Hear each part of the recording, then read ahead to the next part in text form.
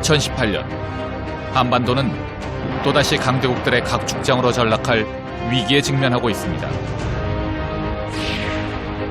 초강대국들인 미국과 중국의 힘이 부딪히기 시작했으며 일본과 러시아의 시선 역시 한반도를 주목하고 있습니다. 하지만 강대국들의 틈바구니에서 벌어진 지정학적 위기는 이번이 처음은 아닙니다. 지난 5,000년 동안 우리는 강대국들의 사이에서 무수한 위기를 겪어야만 했습니다. If you're small, you have to either be clever or very quiet. Provide security to your people. Neutrality is a very difficult position. Good, smart leaders in Seoul.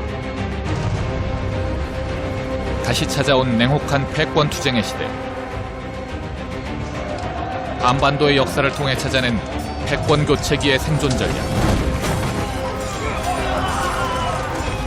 이제 그 5,000년의 여정을 시작합니다.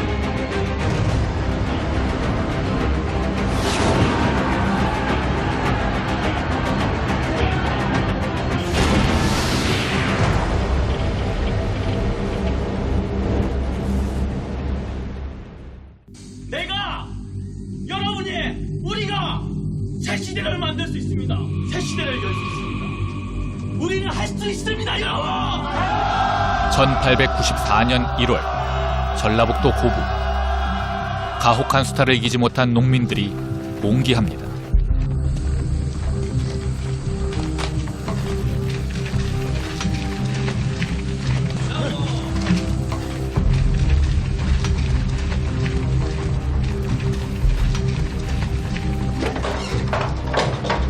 밭을 갈던 곡괭이는 탐관오리들을 향했고 분노한 민심은 들불처럼 번져갔습니다.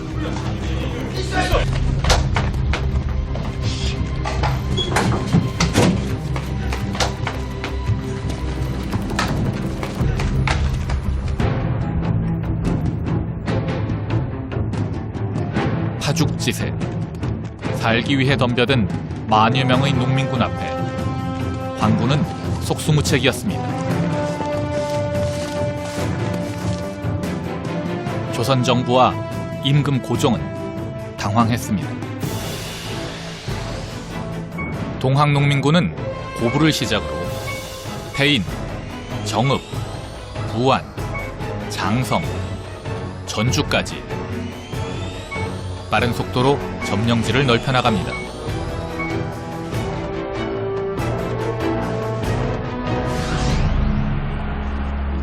그런데 전주성에서 일진일퇴의 공방을 벌이던 농민군과 관군, 지루한 대치를 벌이던 양측에 뜻밖의 소식이 전해집니다.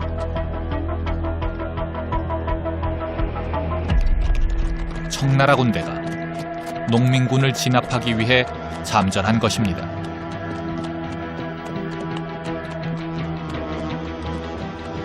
청나라 군대를 끌어들인 사람은 다른 누구도 아닌 조선의 임금 고종 자신이었습니다.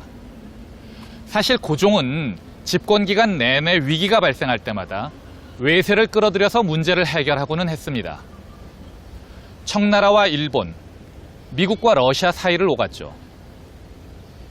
강대국 사이에 낀 약소국 신세였던 당시의 조선으로서는 어쩔 수 없는 선택이었을지도 모릅니다.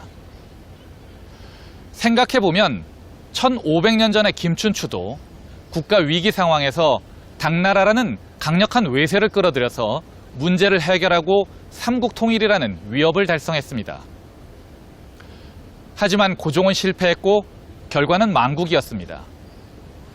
똑같이 외세를 이용하는 전략을 구사했는데 왜 김춘추는 성공하고 고종은 실패했을까요? 도대체 이 두 사람의 진정한 차이는 무엇일까요?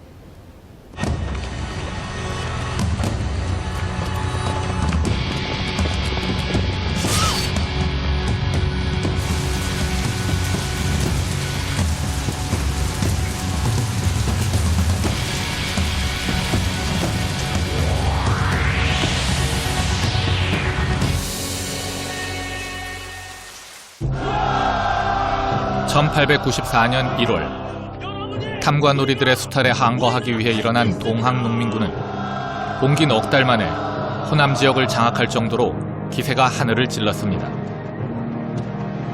이들의 최종 목표는 한성으로 진격하는 것이었습니다.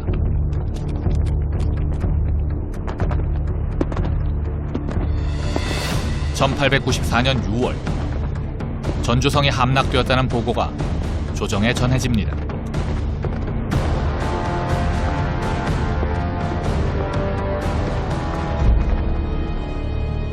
조정은 경악했고 대책 마련에 부심했습니다.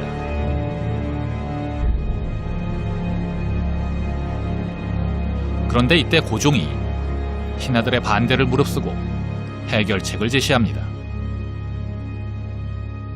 진압을 하러 온 정부군의 입장에서도 싸워보니까 안 되겠다. 이제 그렇게 판단을 해서 청군을 불러서 해결해야 되겠다. 그렇게 이제 판단을 한 거죠. 고종의 해결책은 청나라 군대를 끌어들이는 것이었습니다. 문제는 고종이 내정에 청나라를 끌어들인 것이 이번이 처음이 아니라는 것이었습니다. 사건의 발단은 12년 전으로 올라갑니다. 1882년 7월 23일 깊은 밤, 신식 군대와의 차별에 불만을 품은 구식 군대 군인들이 난을 일으켰습니다.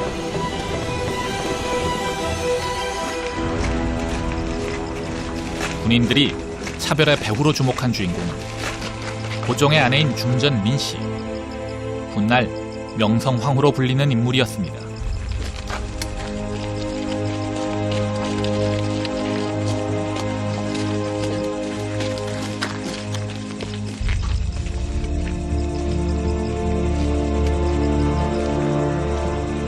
궁녀를 가장한 중전 민씨는 궁을 빠져나가 가까스로 목숨을 건졌습니다.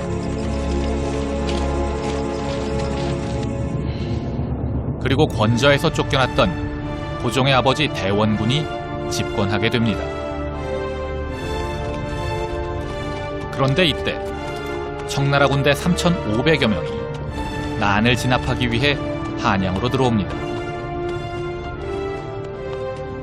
대원군이 재집권하게 되자 그 위기에서 벗어나기 위한 타개책으로 고종과 민씨 세력이 주도해서 청나라를 끌어들여서 대원군을 물러나게 했죠. 결국은 국내 정치적인 위기를 타개하기 위해서 청나라를 불러들인 꼴이었습니다. 고종은 말하자면 믿을만한 강대국의 힘에 의존하는 전략을 선택한 것입니다. 이를 강대국 편승 전략이라고 합니다. 강대국 쪽에서 지나친 욕심만 부리지 않는다면, 혹은 우리에게 강대국을 제어할 만한 능력만 있다면 나름 합리적인 해결책이 될 수도 있을 것입니다. 서울을 찾는 많은 사람들이 무심히 지나는 명동. 서울 명동에 있는 중국 대사관은 바로 그때 청나라 군대가 주둔하던 곳입니다.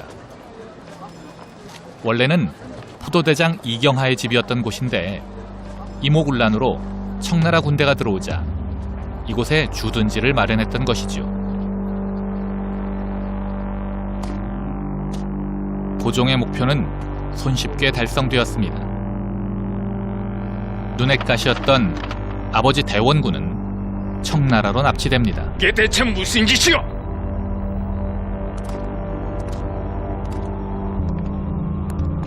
고종 부부는 다시 권좌에 복귀했습니다. 그런데 과연 고종은 이모군란의 승리자였을까요?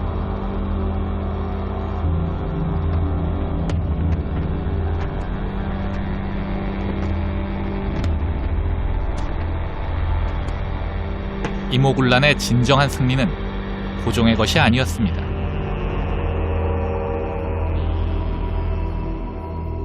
구원자가 욕심을 부리기 시작했기 때문입니다. 조선은 청과 불평등 조약을 체결해야 했고 군사뿐 아니라 외교, 재정에 이르기까지 노골적인 간섭을 받아야만 했습니다. 예상치 못한 결과에 고종은 후회했을까요? 아니면 그럼에도 불구하고 잘한 선택이라고 생각했을까요?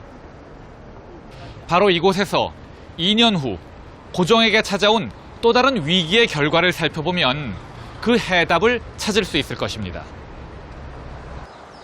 이모군란 2년 후인 1884년 12월 4일 지금의 우체국인 우정국의 낙성식을 축하하기 위해 조선의 고관대작들이 모였습니다. 이때 갑자기 한 무리의 자객들이 침입해 대신들을 향해 칼부림을 시작합니다. 이른바 갑신정변의 서막이 오른 것입니다.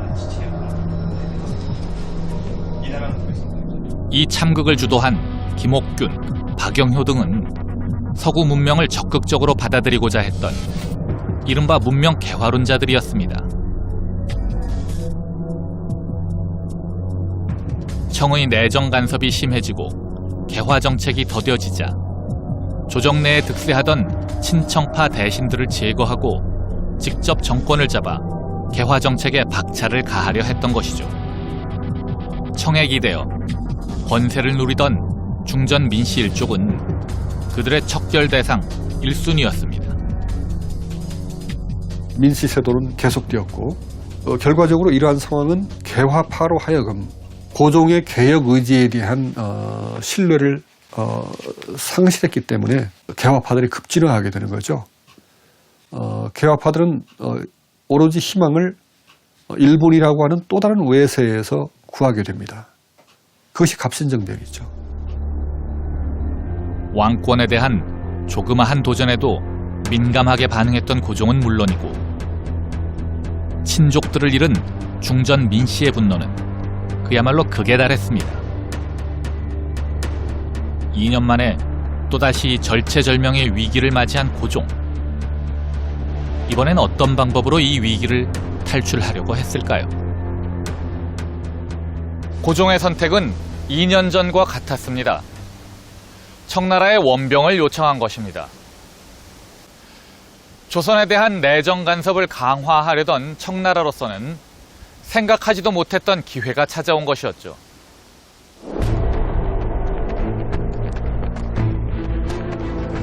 이튿날 정군 1,500명이 궁으로 진입합니다.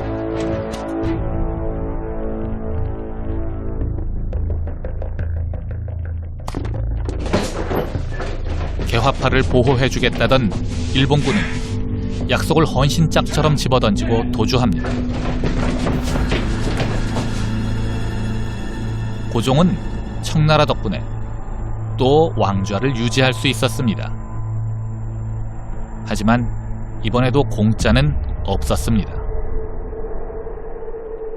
청나라의 조선에 대한 간섭이 아주 심화되고 그게 이제 대표적으로 위안스카이라고 하는 사람이 조선에 머물면서 내정을 일일이 간섭을 하게 되는 거죠.